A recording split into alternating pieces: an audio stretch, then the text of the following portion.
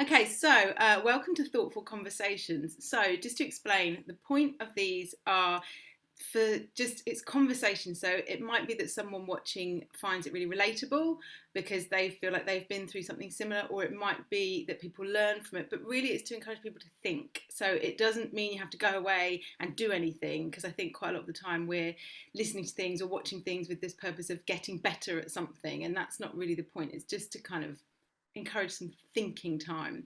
So today's guest, we've got Penny Wincer. So Penny, I'm going to start by getting you to introduce yourself. Go. Hi, Steph. Thank you so much for having me. So I'm Penny and I'm London-based. I'm an author, a freelance writer. I do quite a lot of different things. I'm also a freelance photographer. I am a single mum to two kids, and my eldest, who is 11, is disabled. He's autistic and he has learning difficulties. And what else about me? You could probably tell from my voice, I'm not British, I'm Australian originally. So I also live about, yes, as far away as you can possibly live from your family as well. So that's our little situation. And the main reason I wanted to speak to you really was that it's Carers Week, and they've very cleverly timed your paperback coming out.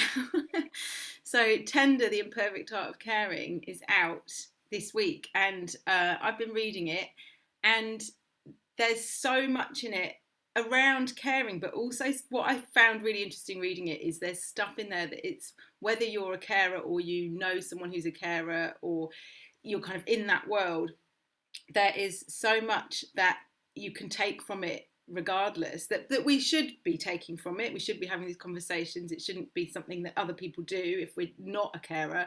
But also there's this stuff around I don't know, around shame, around compassion, around self-care, that I was reading it and going, oh my God, it's really insightful. And I think because you've told your story as a carer from two perspectives of caring for your mum and caring for your son, but also it's obviously really well researched and you've engaged lots of other people for their experiences. So it isn't like a one-track story, which I think makes it so powerful. Yeah, I decided early on I wasn't interested in writing a straight memoir.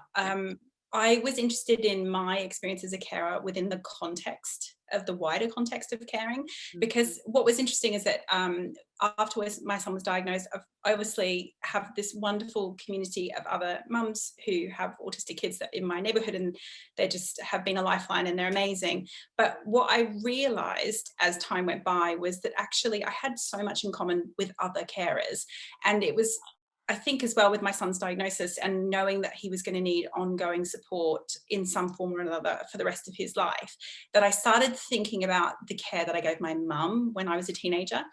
And she died by suicide when I was 22, so 10 years before I became a mother.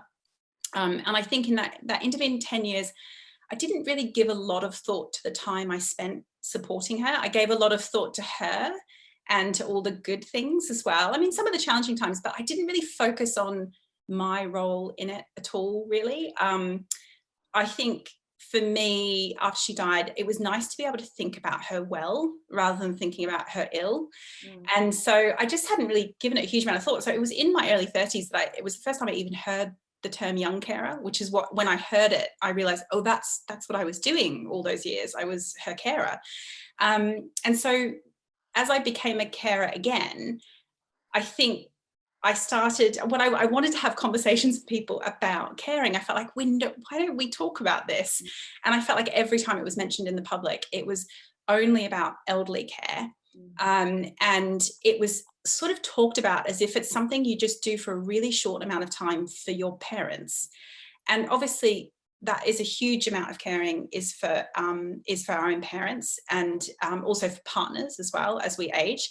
But caring is so much more than just elderly care. It can happen at any point in your life. You could become a carer, and I think almost all of us will become carers at some point or another. And often for really, really long periods of time.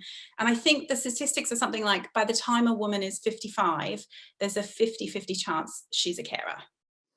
And so that, when I started reading up about it, I was just astounded that this wasn't a topic we were talking about more. It's like, well, I think that we were just saying that there's loads of topics that have kind of just been buried, except for people who are in them. No one else mentions them.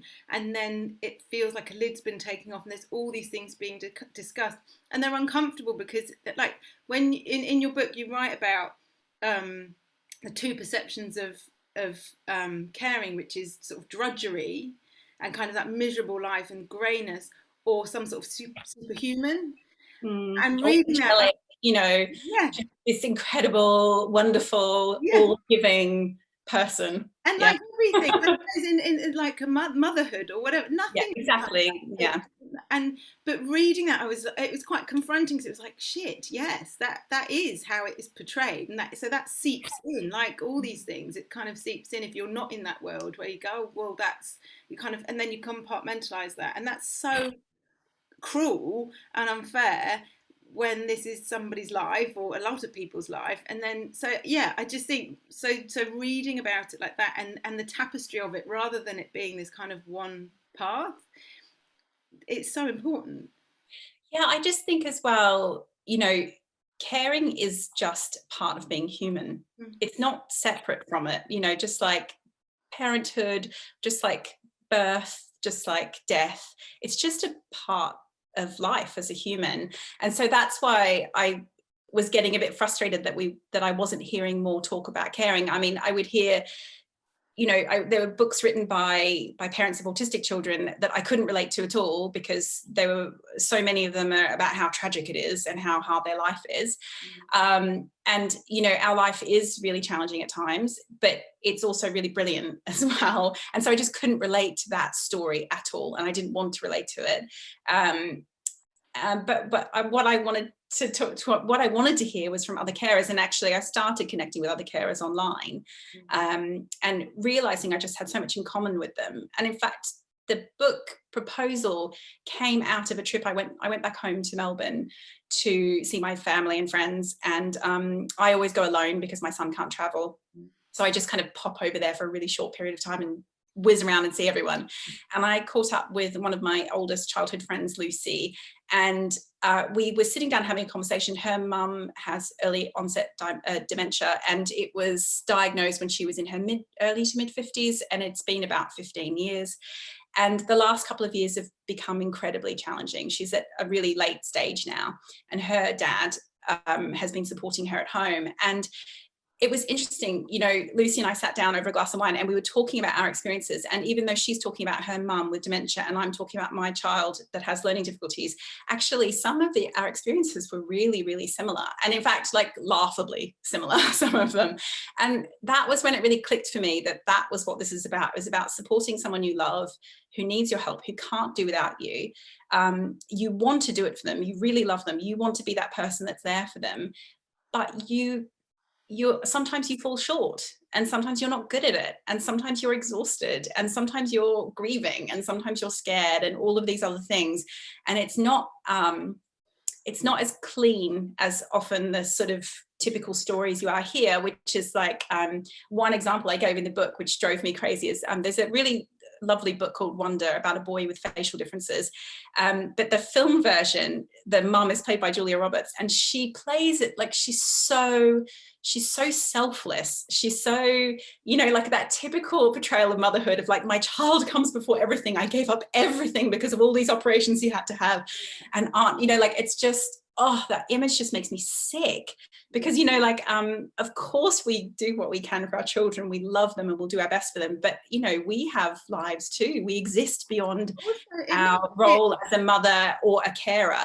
And so I was interested in like expanding the conversation to kind of include caring as a natural part of life, but not your entire life, not your entire existence. I think that's because it makes it unachievable, right? So that's the thing that and there's the quote from Elizabeth Gilbert about I had every intention of being the perfect carer, I think. And it's like, but you're going to fail at that because it's not possible. And especially, like you say, the challenges and the difficulties mean that it is really up and down. So it's really up and down. And it's so much worse when you love them. It's so much easier, I think. Although I don't work in a caring profession, so I probably shouldn't say that. But, the distance you can have from someone you care for, of course, you care deeply for the person you're supporting professionally. But when it's your family, when you are literally the last stop, where they're, you know, I think particularly this past year where we lost everything, all support, I'm where it all stops. You know, everyone else can go, everyone else can say, I'm sorry, we're closed, I'm sorry, I quit, I'm sorry, you know, with pandemic, you know, but I can't ever say that. It's all got to stop with me. It's all essentially all down to me. And that's the difference between being an unpaid carer and being a paid one, even though there are lots of similar challenges. But to me, that's where it's really important, I think, to have these conversations about unpaid caring, because it is different to the kind of work that paid carers do for that reason. Well, like you say, if you were really poorly that day and you know, or like you mentioned, having 2 a.m. wake ups, and you, maybe 2 or 3 times a week, and you've still got to get up the next day and crack on.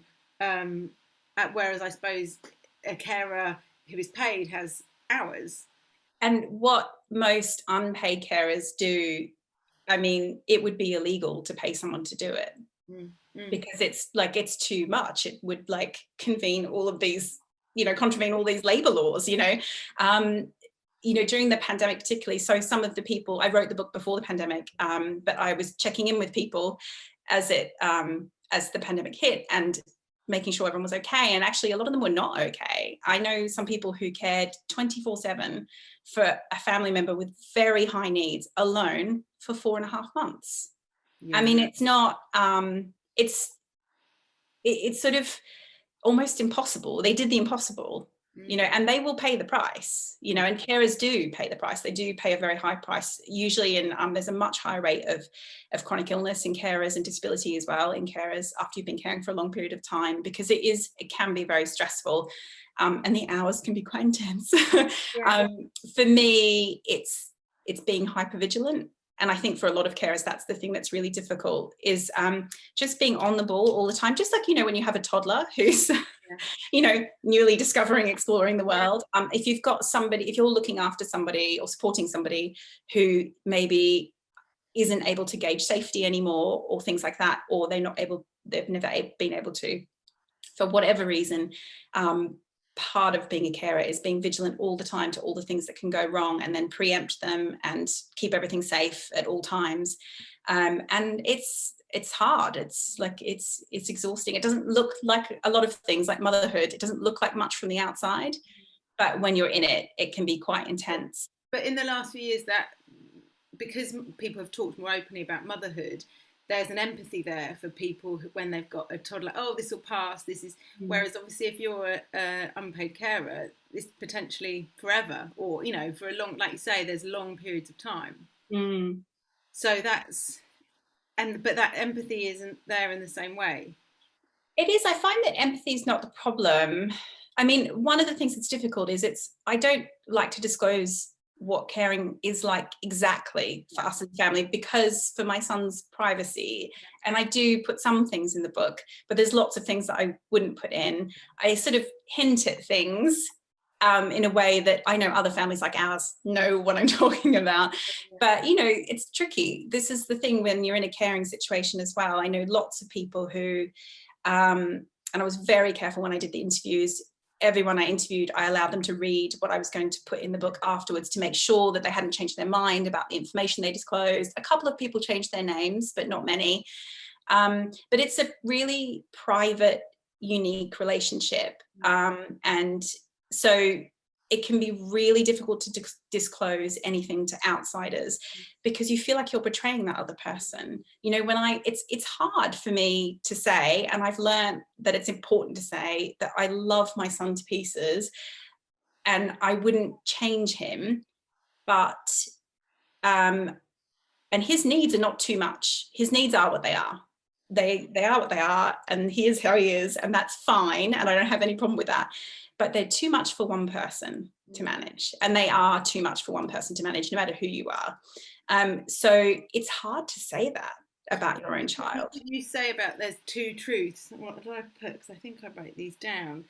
So you've talked about 2 truths, and one is about how wonderful he is and being his mum, but the other is that you can't do it all on your own. and that's how it is. Like, painful to say that. And I think even I think as mothers, most mothers can relate to that, because I think beforehand we think, oh, well, I'll just be able to handle everything, and then having to ask for help, even as a mother, it can sometimes feel like it's hard, like you want to be able to manage everything on your own. But as a carer, there's sort of another layer, and partly that other layer is that just the day-to-day challenge, but the other thing is the indefinite nature of it as well. And whether that's, if you're supporting someone with a life-limiting condition, it's indefinite until that person is no longer there, which is awful in itself, because you know that the only time it's going to be released is when you don't have that person anymore. And for parents of disabled children, it's, you know, often the opposite worry, which is that, you know, hopefully my son will lead a really long life. I really hope so. But that leaves another problem of, well, who's going to support him when I'm not around anymore? And that's scary and complicated. And hopefully he'll be able to do some self-advocating, but I don't know whether he'll probably always need someone to help advocate with him. And so, yeah, that's as much as it's brilliant that at the moment I don't have any particular concerns about his physical health, I do have to worry about putting everything in place so that he can manage after. And that's always there, right? So that will have been there for the last 11 years is something that is inbuilt, and that's quite exhausting in itself for you to have to get your head round. It is, but you can't focus on it. You know, just like everything, it's almost like you can't do everything in your life now. You have to just do what's in front of you right now.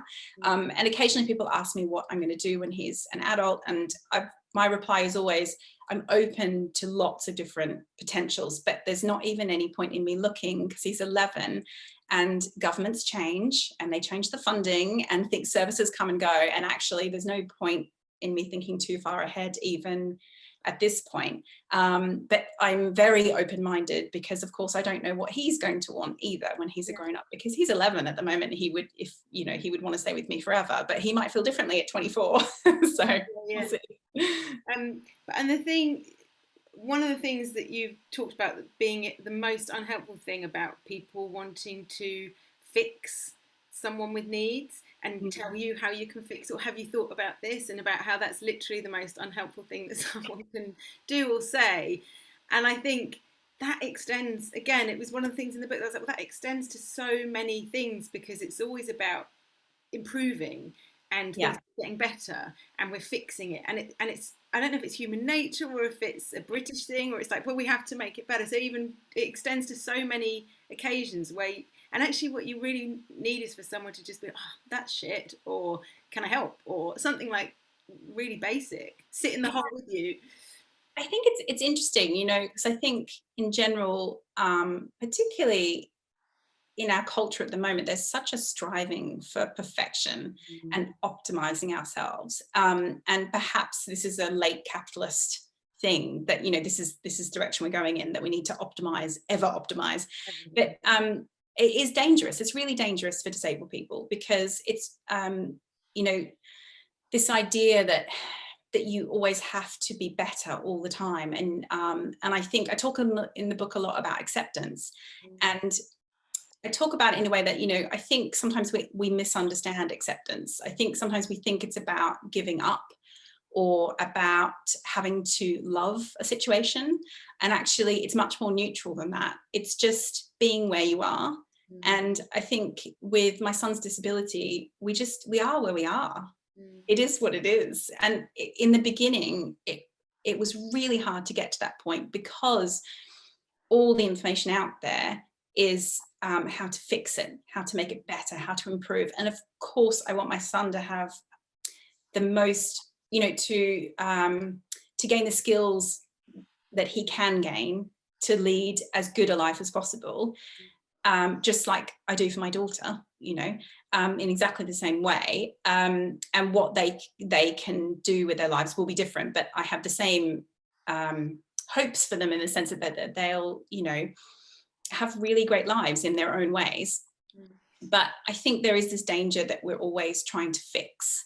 And I think the pressure is particularly high when it comes to disabled children, because we have the usual kind of pressure of motherhood on us in the culture all around us. You know, mothers are blamed for everything. And we're supposed to somehow miraculously create these perfect children according to all, you know, society today. And if we don't, then it's our fault, we're doing something wrong. And with one of the things that I was so scared about when my son was diagnosed was there was so much out there. It was such a mess.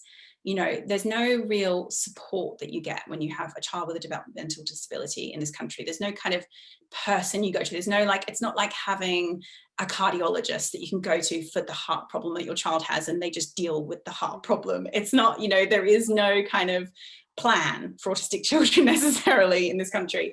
So I had to do a lot of research myself, and there's so much rubbish out there and there's so much noise, and you don't know what's going to be right and what's worthwhile and what's too much or any of those things.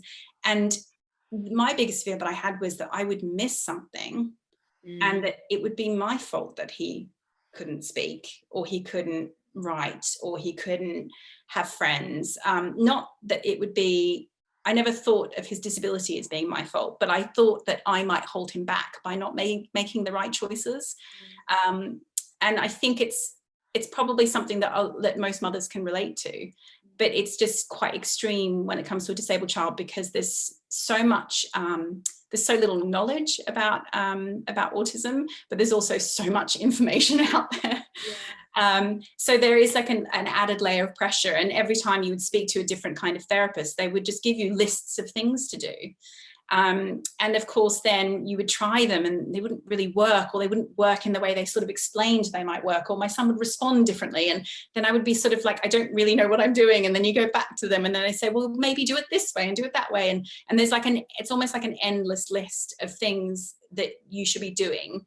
And the fear is that if you don't do everything, that it will be your fault if your child doesn't thrive. Which again would mean that there's just so much, because if there's loads of different potential things to do, then that heaped on to everything else you do. Another thing that came across really strongly was around how you have, having seen your mum, and also I think you talk about a conversation with your mum where she kind of begged you not to do as she had done, which was to put everyone before her. Yeah, and that was a conversation that happened a lot over my teenage years. I think by the time my mum was really unwell, she really realised she'd made a lot of mistakes. And my mum's depression was, you know, like all depression, it's very complex. Lots of different things were happening for her, but she really regretted not looking after herself earlier. And there were choices that she could have made that she wished she had done differently. And that would have been putting her own needs before the needs of everybody else. It's not even, I don't think, that anyone asked her to martyr herself. Right. It's just, you know, the culture that we live in. And modelling, isn't it, as well? Because I think what's really complicated with our generation is that modelling happened from the previous generation, and they probably had it for generations and generations. And then what we're trying to do is add in working or having opinion or all these additional things that it's really conflicting with what we saw. So we're still, in lots of ways, still trying to do motherhood as we saw it. Yeah. I thought that I wouldn't. It's really interesting because I really, really learned a lot from my mum's experience. And I really thought that, and I think I am really good at self-care compared to a lot of my friends. I think I am really, really good at it.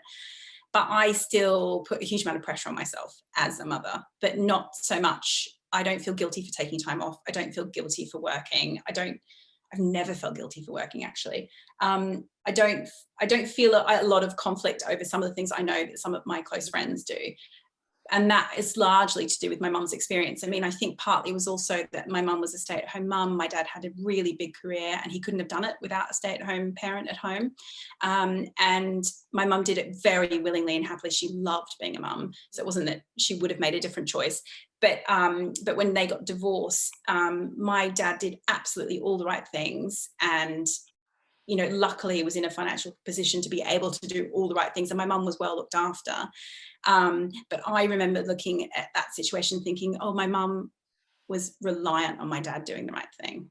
you know, because she had put all her eggs in that basket. Yeah. And then that basket fell apart. Yeah. And I learned a lot from that experience, and I knew that I didn't want to do that. I always knew that I wanted to have financial independence, and I wanted to have my own work. And so part of it was that, and also just because my mum became so unwell, and she was so vocal about her regrets. And it's almost like it would have been like, how do I put it? It wouldn't have been fair to my mum's memory and to everything she went through if I didn't learn from her experience. That's so interesting. That's so interesting that she was able to, that she's like recognized that even when in it. Oh yeah, absolutely. I mean, probably not right in the beginning. She became unwell when I was about 11. So she was really like super mum until I was about 11. Yeah. And then it switched almost overnight. It started with really severe panic attacks and then led to depression. And she would go through good phases and bad. It was very cyclical, like a lot of depression is.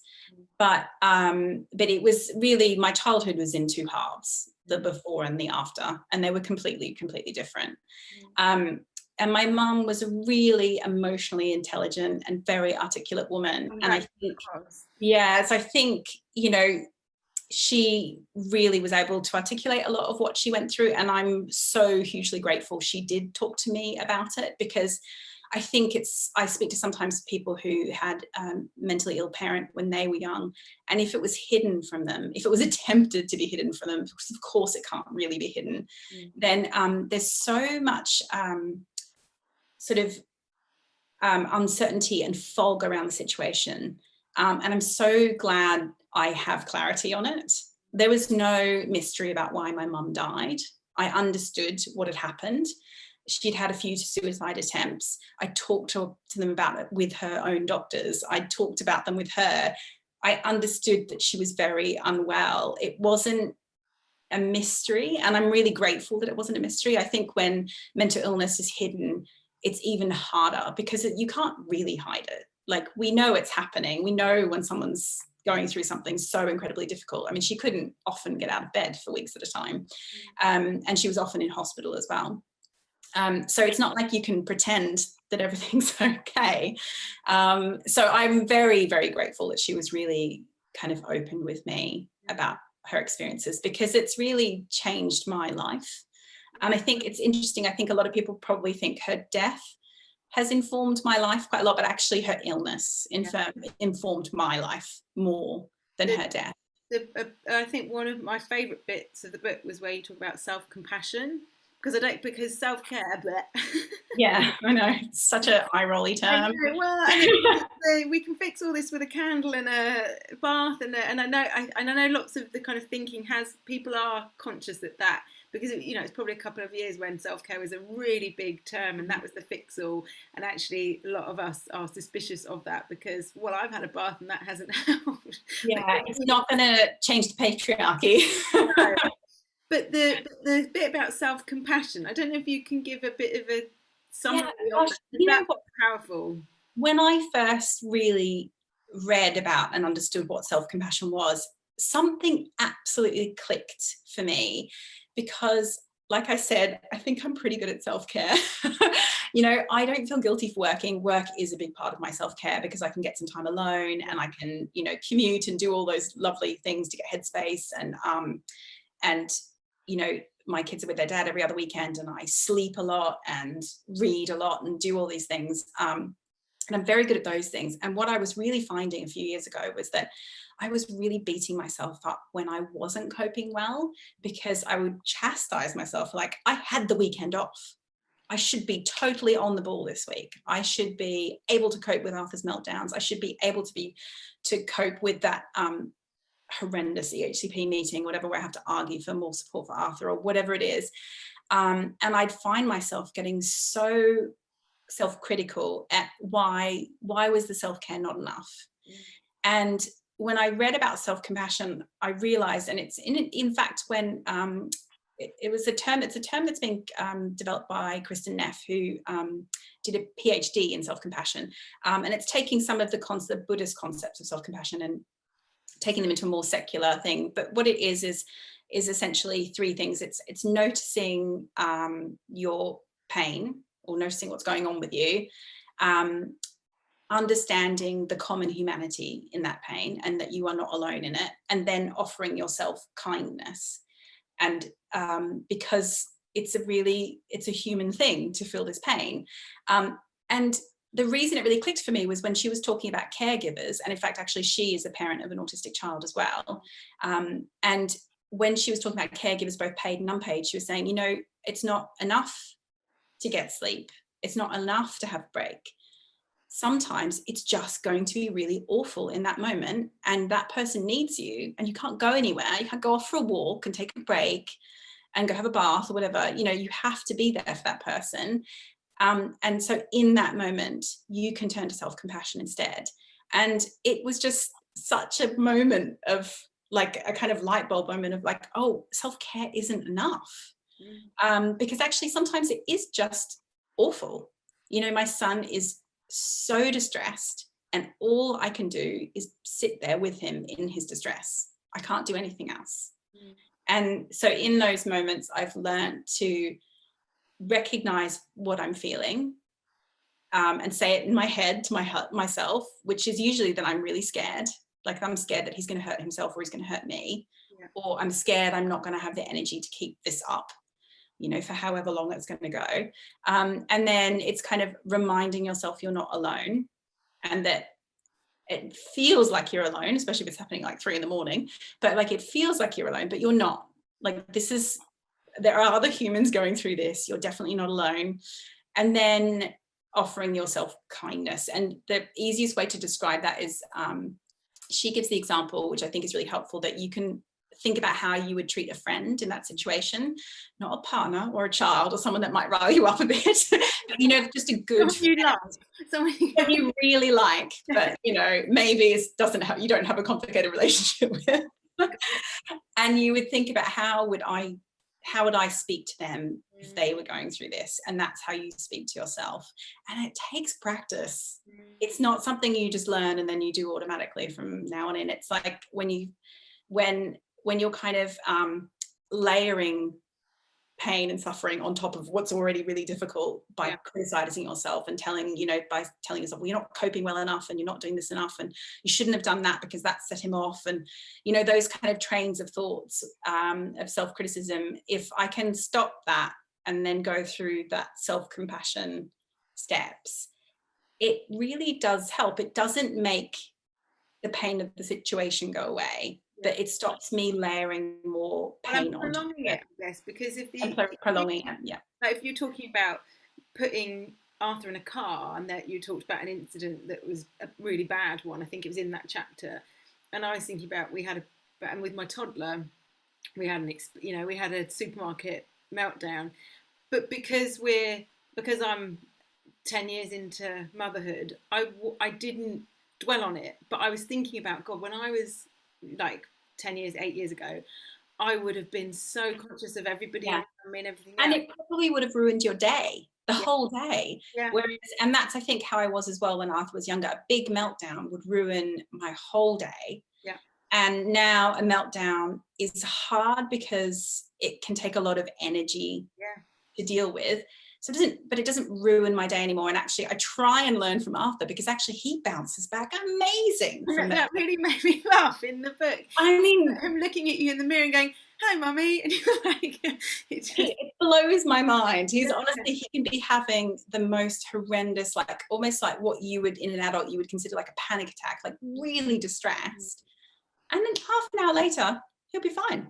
And I'll be like, okay, I need a bit more time. I need more compassion. I'm not done yet. I just need I need a break. But actually, what I'm quite good at now is we had a really, really bad one the other day, and it was really bad, and it was a really unsafe situation, and that took me like physically and emotionally quite a lot of time to recover from. But now what I'm really good at is I kind of, when something like that happens, I kind of go into recovery mode, and I guess, or you could call it like self-care mode or whatever it is. And like, I stop everything. If we have any plans, they're all cancelled. I do everything I can to reduce the stress of that day. And if that means there are other kids are on, can have iPads for the rest of the day. I don't care what it is. But if I've been through an experience like that, where I know I'm at my limit, like I'm right up here, then I'll be like, right, well, you guys do whatever you want. We're safe now. We're home. We're safe. You can do whatever you want. I'm going to put in an audiobook, and I'm going to listen to a book, and I'm going to cook, and I'm just going to, I'm just going to recover now. And I'm pretty good at doing that. I think if you try and power through and do everything you're normally going to do when you've had a really, really big incident, you need time, you need to physically recover from some of those things. Because I mean, I really do go into fight or flight when he does, like, because it can be quite dangerous situations we can get into. And I have to recognize that my body needs to recover from that as well. And I think that was actually really interesting in the research I did for the book about how you physically recover from really challenging high stress situations. Not like everyday stress necessarily, although we do need to recover from everyday stress, but like, where you kind of suddenly spike in your stress. And that can happen a lot as a carer, and it can happen every day, like quite frequently, and you never know maybe when it's quite going to happen. And it's very true for, people who support people with dementia and Alzheimer's or brain injuries, or, where perhaps behaviors may be unpredictable or something, like my son can just get very anxious, and it can be something out of the blue, and it can be very sudden. And I think a lot of carers do end up having to deal with a bit of PTSD for that reason as well. But it is really important to stop and recover from the stress that's happened in your body once everybody's safe and you're out of whatever the woods were that you were in. And there's lots of different ways you can do that, but exercise, I think, is one that a lot of carers I spoke to use, but that's sort of not always accessible for people. So laughing is a really, really good one, apparently. It's where you can fit, where your body has some physiological changes, which is why like really physical things are really good. Dancing, laughing, exercising, all those things apparently are really great for triggering your body out of that kind of fight or flight mode.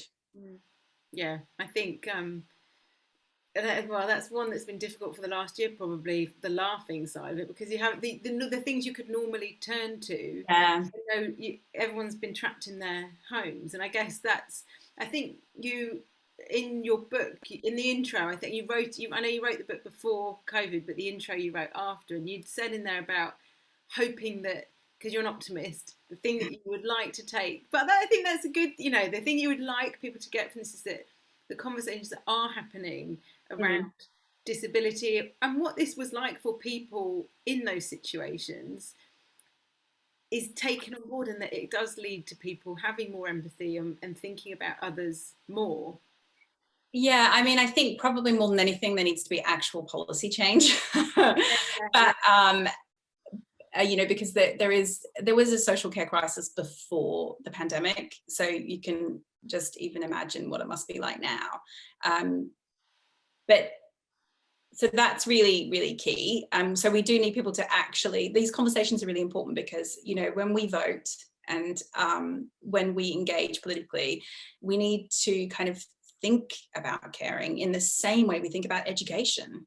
In the same way we think about the NHS. It's really important. Caring is actually not a part of the NHS at all. Social services is separate, and a lot of people just assume that if something happens to them or their partner or their child or their parent, that the NHS will sort it out. And the NHS is really amazing at fixing things and fixing illnesses and birthing babies and all those things. But actually, it's not there to support you with a long-term disability or chronic illness, particularly. So it is important that we have these conversations, that people know that, actually, when the time comes, it'll be you doing that well. Because it impacts so many people. So many. I mean, everybody eventually, pretty much. If we're lucky enough to live a long time, everybody. Well, and if not, there's still things that happen, right? So it's this huge thing. So I think that's a massive. There's loads in the book, I think, for people to take away, but I think it definitely is kind of a thought provoker of what an important thing it is, and it's not something you can just park and think about. Well, that's that's other people's experience, or that's other people's lives, because just because we're human, so it shouldn't be like that. But it's awesome, Penny. I hope the paperback launch goes really well. Thank you. And we've got it in Don't Buy Her Flowers packages, so it should be arriving soon. I think I had so many things to talk about. It's actually a really broad topic, and it's been so interesting having conversations with different people about it, because different people have been picking up on lots of different aspects of it. But it's been really exciting having these conversations, and I think the conversations are happening. You know, I don't think we're seeing any real change yet, but on the ground. But I think the conversations are happening, which is really